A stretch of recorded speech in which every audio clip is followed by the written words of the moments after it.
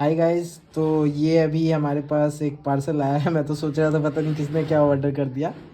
तो ये actually arcade का एक गूगल क्लाउड का कंपटीशन था, उसमें मैंने पार्ट लिया था, तो उसका आया है। तो लेट्स अनबॉक्स, आपके सामने अनबॉक्स कर रहा हूँ। तो गाइस देखिए अभी क्या है, ये मुझे मिला था 13 आर्केड पॉइंट्स पे। आई थिंक ये एक कॉफ़ी मग है, ये 13 आर्केड पॉइंट्स पे था।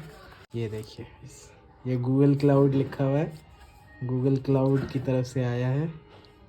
और इसमें नीचे एक सेक्शन का, thank you Google cloud for this.